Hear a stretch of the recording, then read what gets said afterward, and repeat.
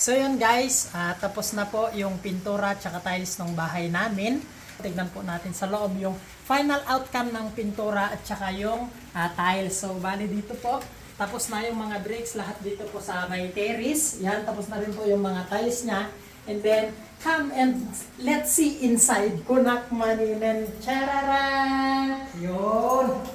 So ito na po yung sala namin na maliit lang na sala. So, ito po yung mga hindi pa natapos yung doorknob niya po. So, ako na lang po maglalagay yan kasi sirani ko naman po ako. Kaya, pwede ko na pong ilagay yan. Yun. Tignan po natin yung master bedroom namin ni Mrs. So, yan. Nakakabit na rin po ako ng mga blinds. Ayan po. Yun. Yan. Tapos po, dito po sa kabila, tapos na rin po yung mga pintuan. Yan. So, doorknob na lang po. Meron na po siyang doorknob dyan. And then, ikakabit ko na lang po. Yun. So, tapos na po dyan. Yan. Ayun. Yung blinds niya, meron na din po. Kaso hindi ko pa po nailagay. And then, makapagkabit na rin po ako ng mga flower na in-order ni Mrs. So, yan. Bumili na rin po kasi kami ng ilaw namin dito sa taas. So, in-order po yan sa Shopee ni Mrs. And then, iba't ibang color po yan, tricolor. At saka dito rin po, sa loob, yun. Di ko pa po nakabit yung lights niya, pero fully finished na po dyan yung pintura at saka tiles. And then, bumili na rin po kami ni Mrs. ng set po ng table. Yun. Salamat sa furniture na nag-order namin kasi napakamura lang po siya at affordable. Bali, 6-seaters po siya.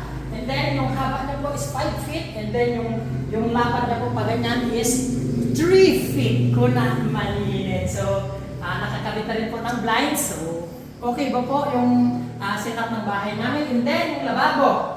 Yun. Bale, finish na po yung lababo niya. And then, bumili po si Mrs. Sa Shopee na naman ng ganito. Yan, lagayan po siya ng pinggan, baso, tapos mga kutsilyo, sabon, at saka yung kung ano-ano pang pwedeng ilagay. Then, finally, natapos na rin po namin yung CR namin ni Mrs. Yun.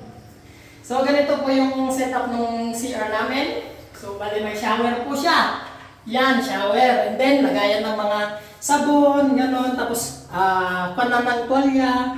And then po, dito, okay na rin po, natalisan na.